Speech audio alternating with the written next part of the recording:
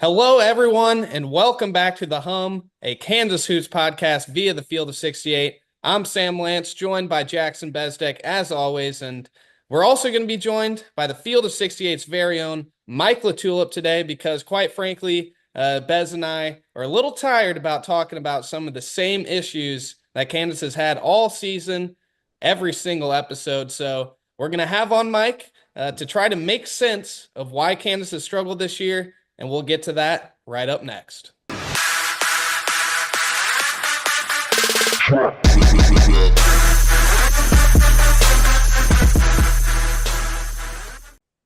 All right, everyone, we are now here with Mike LaTulip, a former guard at Illinois and Wright State. And I will say it, Jeff and Rob, I hope you're not hearing this, but Mike is probably my favorite Field of 68 After Dark personality. He's up there with John Fanta for me. And the fact of the matter is, I feel like you just know ball, Mike. I really enjoy your voice, your perspective on what's actually going on the court.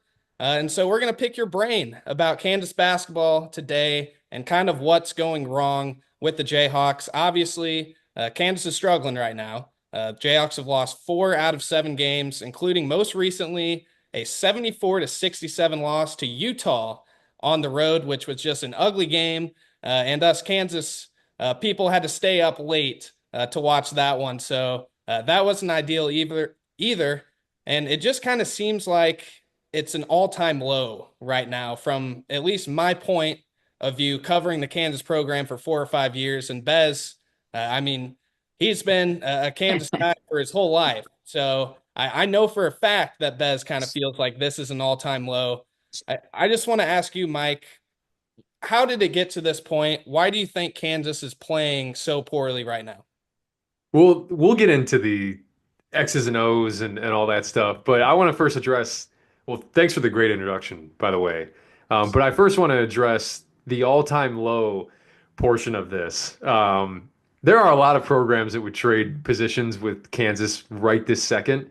And, this is kind of the nature of the beast. And when you are what I think is the most consistent college basketball program in the last 30 years.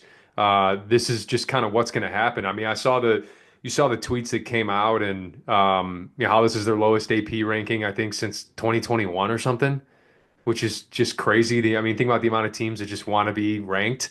And Kansas has been there for almost 4 years now. And I even had to do the research and say, okay, well, they're projected like a 5 seed right now in the NCAA tournament. When's the last time they were anything but a top 4 seed in the NCAA tournament? It was 2000. So it's been almost 25 years since that Before happened. I was So born. That was before. before you were born, I think I was 7 at the time. So again, like we'll get into all the X's and O's of it, but it's hard for me as like a non-Kansas guy to be like have some perspective.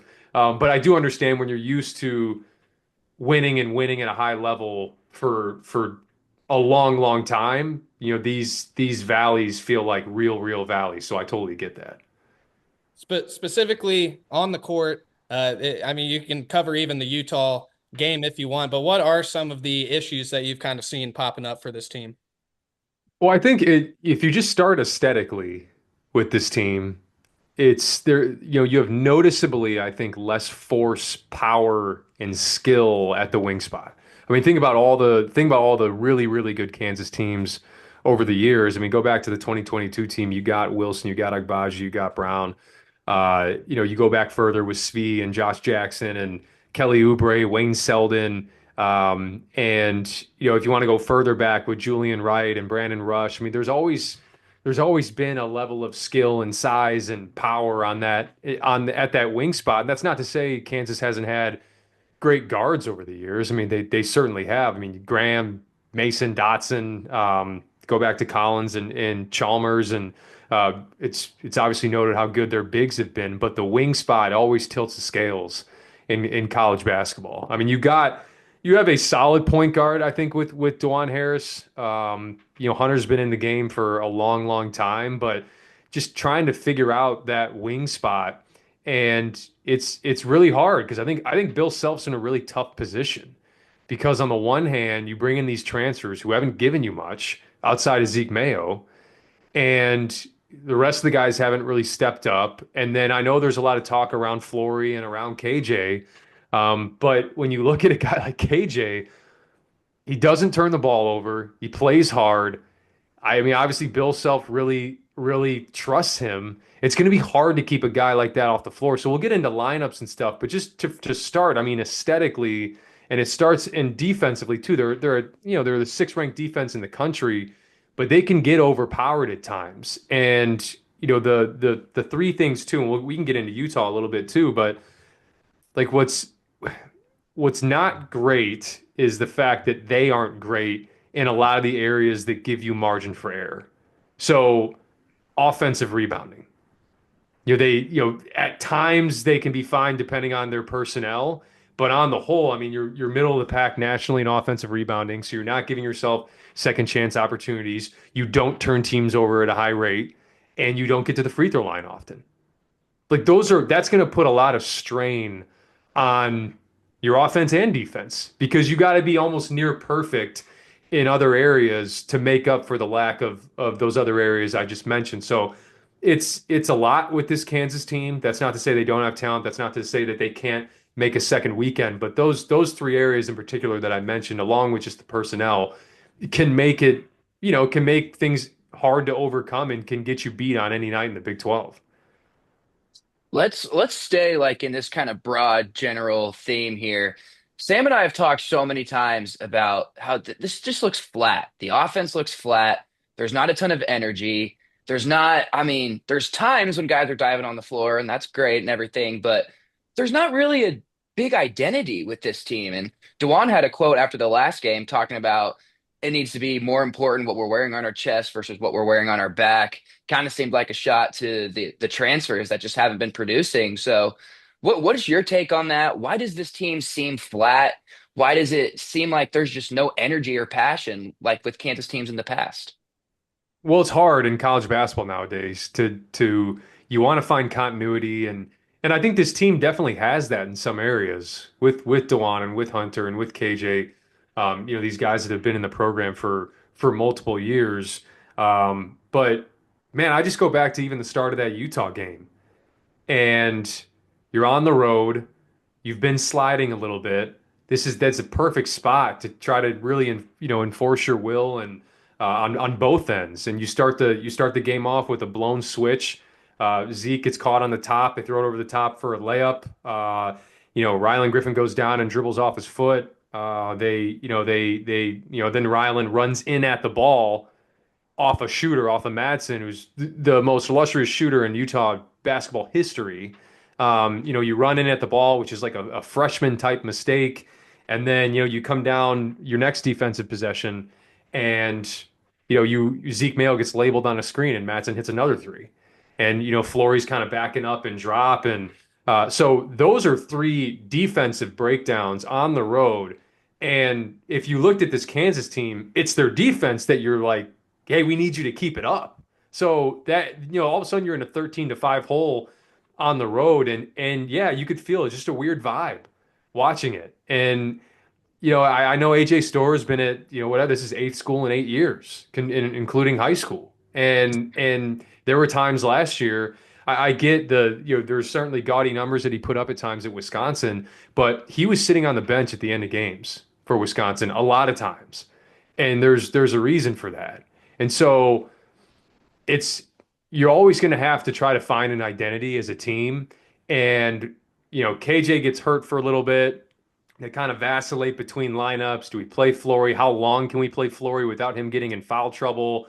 And you come in with a template for the season of hey, this is how we want it to be. But when guys don't rise to the occasion, like some of the transfers haven't, you kind of have to start to rework on the fly. And then what ends up happening is you default to who's going to play hard and who's going to do what's asked of them. And that's why you see KJ Adams continuing to play. And I think there's an avenue. We can get into personnel and stuff, but I think there's an avenue for those three bigs to play together at this point. I mean, you got to lean in one way or the other to try to find, like we talked about, that type of identity down the stretch. And then from there, you can feel like once you get that identity, now you get like a collective confidence as a team. Because you talked about what Dewan mentioned after that game, the collective confidence is lost at times with this team, and like you can see it. But I don't think you should write off Kansas by any means because we've seen some real peaks this year that would lead you to believe that it's still in there somewhere.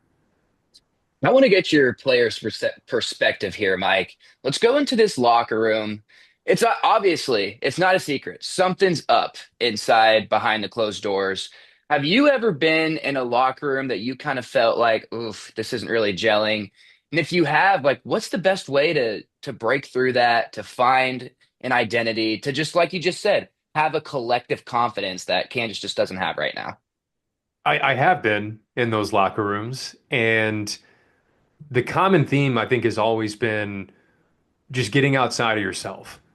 Because when you have when you transfer, and I don't want to single out the transfers too much because I think That's that's okay. it's part of it. But you look at, and I'm not singling out Hunter or any, but it's just what the most likely case is that you have guys that are thinking forward, whether it's pro prospects or hey, maybe this hasn't worked out for me. Maybe I'm already looking to go somewhere else next year. I mean, like you have to try to fight all the outside noise because when you start losing and you start losing at a program like Kansas, I'm sure it's not pleasant on social media. I'm sure it's not pleasant around town in the arena. Like when you're losing it at home. I know their last three loss. You have the West Virginia one, but the last three losses have been on the road. But like there's a weird vibe when you lose in Fog Allen, and so you have to try to find a way to all kind of steer towards one goal. Because I think what's really hard for 18 to 22 year olds, 23, 24, I don't know how old Hunter is, but what's really hard for those guys to grasp sometimes is like, hey, if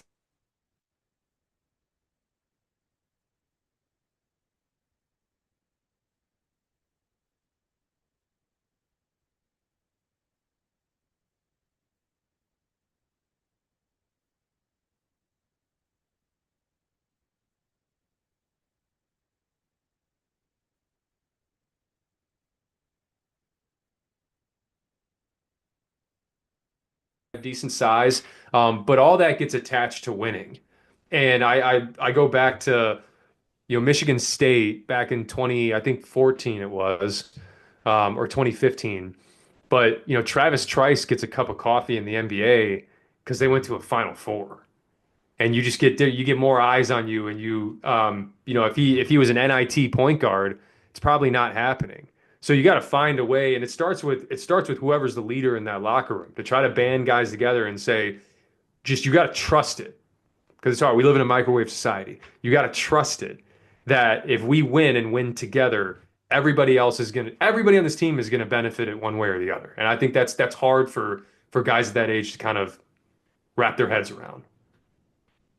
Mike, I want to ask you, we've talked a little bit about lineups and stuff. What do you think Kansas's best lineup could be? I mean at this point, it's probably Harris, Mayo, Adams, Badunga, and Dickinson. And the reason I say it is like when you have Hunter on the floor and like I used to say, hey, it's hard to have all those guys out there. Spacing is an issue. Your personnel is your personnel at this point. And you kind of have to lean in one way or the other. And I just think with those three guys on the floor together, I'm trying to find ways to get more possessions, extra possessions. And even if the spacing's bad and you have to hoist threes, I mean, this Kansas team doesn't shoot threes at a really high rate, even though they shoot it at a decent clip. But when Badunga and Dickinson are on the floor, Kansas is getting 38% of their misses back on the glass, which, I think when he's not in or on the year they're getting 30% as a team. When it's Dickinson and Badunga, it's 38%, which would be good for like 20th nationally.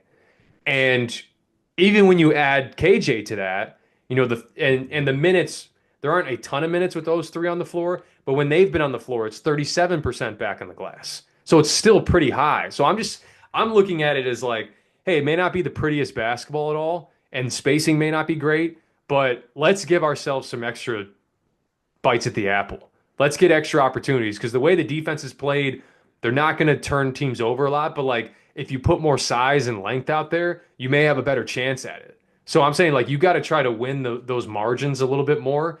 And I don't know. I don't know why it would be such a bad thing. I know it's kind of been like a, or at least from an outsider's perspective, you guys can tell me if I'm wrong. It kind of feels like it's been a Flory or KJ thing for a Hmm. while. But Hmm. at this point, I mean, I don't see the harm in at least trying out that three big lineup occasionally and just seeing if you can generate some extra opportunities. And maybe it leads to more fouls and more chances to get to the free throw line. That's what Kansas needs right now is just work around those margins and just I think embracing the personnel that you have. I'm not gonna lie, Mike. I think Kansas fans would pull out their hair if they saw three bigs out there at the same What have they been doing the last three, I guess, 7 games? the Nothing same way. works. That I mean, just Like saying, like you have it's at some, insanity. yeah, I mean, at some point, like you have to try something different to try to again, I've said give yourself some more opportunities. I mean, you still have Zeke. Like the one thing I haven't even mentioned yet, and the thing with the free throws as well is, and it's a shame what the AJ Store hasn't gotten going the way we've seen him get going in the past, is because in the offseason I looked and I said, okay, you got Store, you got Griffin, like you did add shooting to a team that, outside of Furphy last year, there wasn't a ton of it. Um, and then once those guys got on the court, you realize like this group outside of Zeke on occasion lacks a real creator. And I hesitate to throw Dewan in that camp because when teams go under on everything, it's hard to create advantages consistently. So when you don't have creators out there, it's going to be hard to get to the free throw line consistently. It's going to be hard to create advantages. And then on top of that too, I mean, you look in like just looking at Ken Palm and how Kansas was the number one team in the country last year on assisted field goals, like the percentage of their field goals that were assisted. This year they're 19th, and you could look at that and be like, man, we share the ball, but that's to me that's always a tell of you don't have enough creators, or else it would be a lower number. Because like everything, I think Bill Self has had to do so much hand holding offensively the last 2 years to try to like because KJ can float at times, and I think even in year three or year four, it's still hard for him, I think, to figure out where to be. Like, do I go short corner? Am I kind of like out in the slot? I mean, where do I go to try to stay out of the way? And that's forced Bill Self to kind of have his imprint a little bit more on it, as opposed to like, hey, run a high ball screen, space, pace. There's just been a little bit more of like a finger on the pulse, and so yeah, I mean, I think I'll go back to the offensive rebounding because I think that's where you can get those opportunities back, and it may be with that three big. I'm not saying play it 30 minutes a game because I'm not even sure Flory can last that long without getting into foul trouble. But sprinkling it in at times as like a run stopper, or if we say, hey, we're down a little bit, we need to get out more opportunities, more bites at the apple, like that. That's the way I would go. But yeah, I mean, what are your guys' thoughts? Because obviously that sounds like an unpopular opinion. I mean, honestly, I'm out of thoughts at this point, Okay. to be completely honest. I mean, it seems like everything that Kansas has tried just hasn't worked. And if it's worked for a stretch, it doesn't carry over to the next stretch. So I'm honestly, that's why we brought you on, Mike, because we're searching for We answers. need We really are. answers. We need Well, them. I mean, think about the TCU game. I mean, the TCU game that they played at TCU, they get Yep. down big early. And my thought at that time was like, okay, clearly, there's a trust factor with KJ. But I think KJ was out that game. It was really Flory, Hunter, Zeke, and Dewan. And then like I think it was Rylan in the moment where Bill Self was like, all right, this is the guy that's got it going from that batch of transfers. We're riding with this group for the next, 9 minutes of the first half. And they ended up getting back in that game. And then the same thing against Baylor, but it had the opposite effect is like, I think when, and this is what all coaches will default to is like when things get a little hairy, there's always a group that you trust a little bit more than others. That happened at Baylor in the second half, where it was like, they went with the group with KJ and Hunter, and I'm pretty sure it was Rylan, Dewan, and Zeke for like 14 game minutes straight.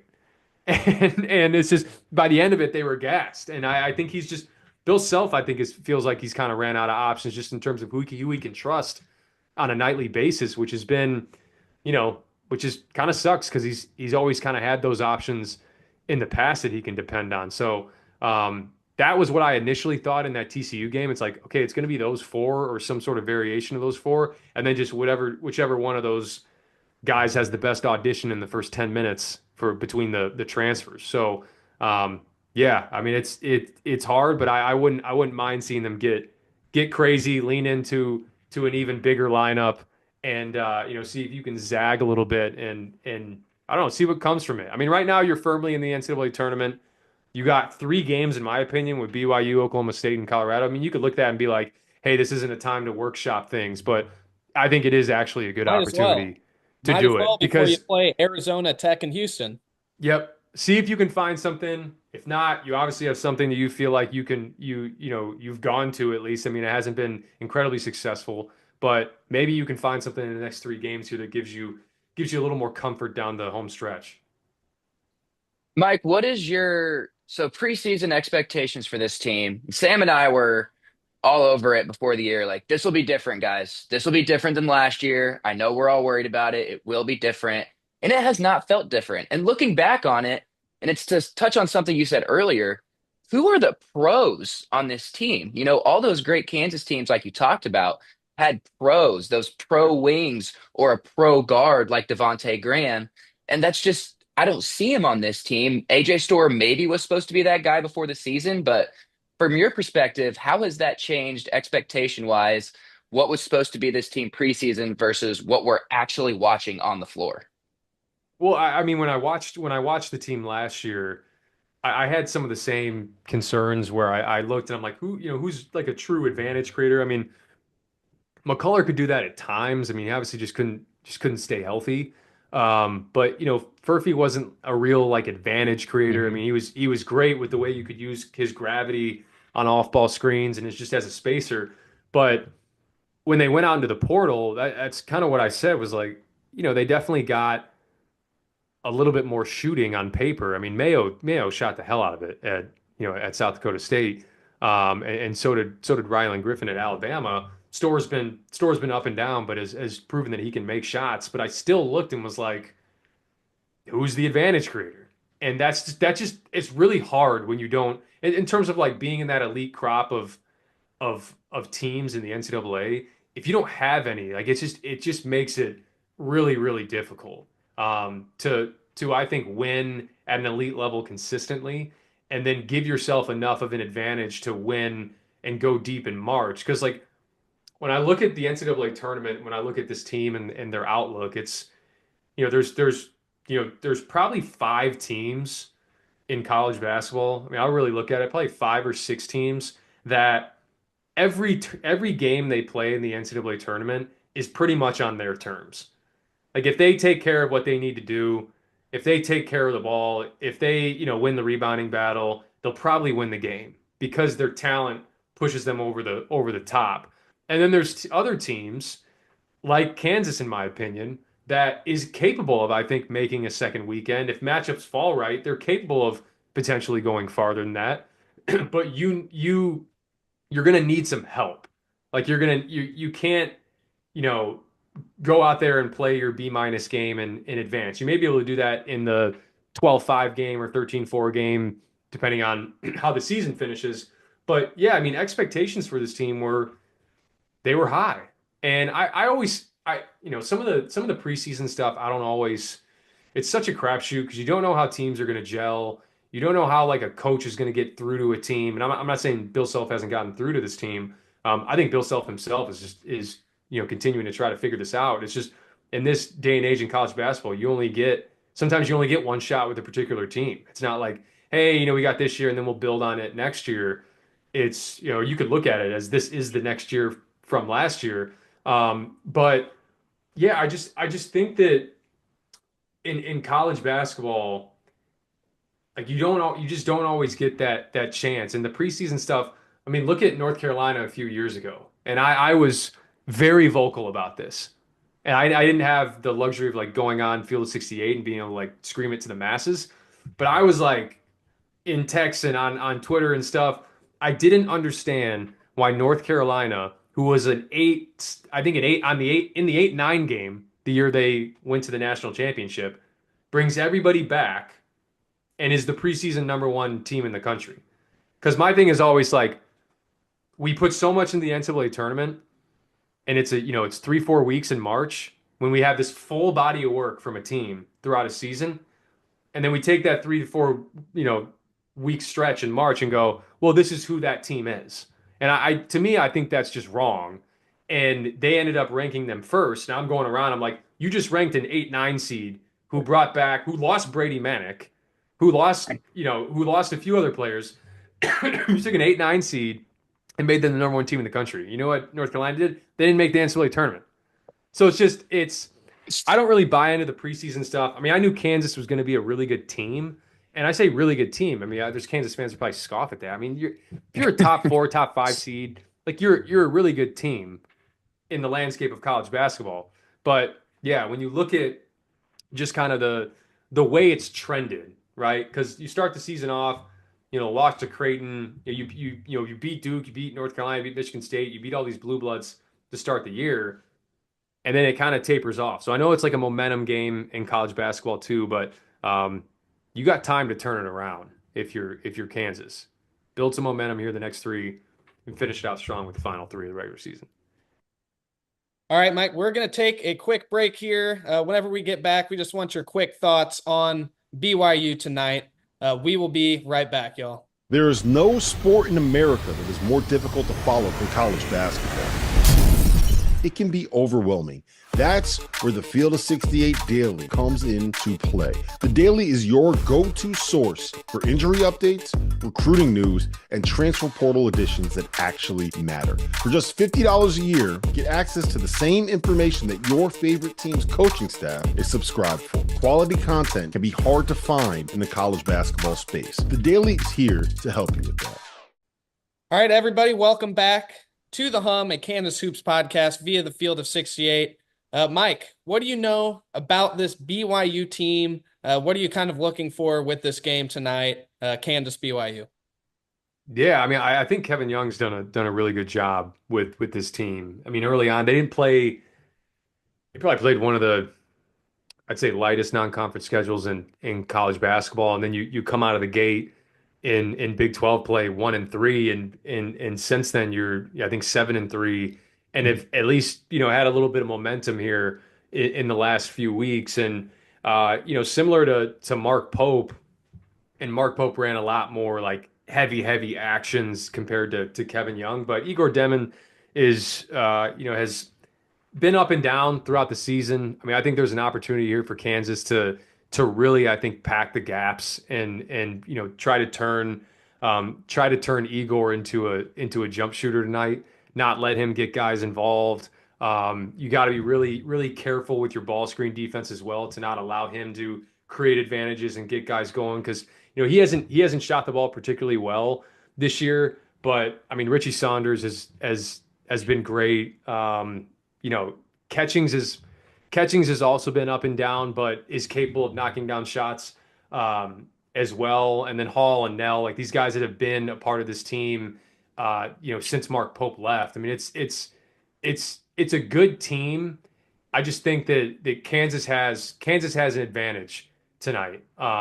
They just need to be able to pack the gaps defensively on Demon, show him a kind of a condensed floor, and then just understand where shooters are. I mean, we just saw in that Utah game, if you're Rylan Griffin and you're guarding Richie Saunders, or if you're AJ Story, you're guarding Richie Saunders, or they're coming off screens, like you have to be hyper vigilant. You can't run in at the ball.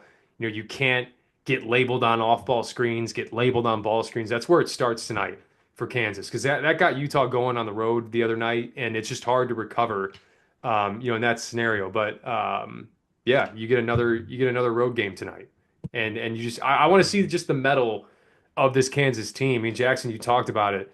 Like what type of fire does this team come out with, knowing that there's it's not desperation mode, but in a way it is because you're desperate to try to find that identity and momentum and things can change quickly in college basketball. I mean, you can have a fan base that's really down. You win 3 in a row, even though it's against what you would call like lesser competition comparatively in the Big 12. But I guarantee you that people be perking up a little bit if they can start a little winning streak here going into these big 3 games to finish it. Absolutely. I agree with that. BetMGM has BYU as a -3.5 favorite. Kind of interesting there. I know Provo is going to be pretty turned up tonight. So yeah, I'm with you. I'm excited to see how the Jayhawks respond in this one. I mean, after losing to Utah, need a response. You simply need a response to kind of turn this thing around. Mike, thank you so much for joining us today. That is all we have for you guys on the hum. We will be back after this BYU game and before, I believe it is Oklahoma State on Saturday, some new jerseys. Kansas is going to be repping in that one. We'll talk about that in our next episode as well. Thank you again, Mike, for joining us. Yeah, Thanks, man. Mike. Appreciate you guys. Yeah, appreciate it. All right, everybody.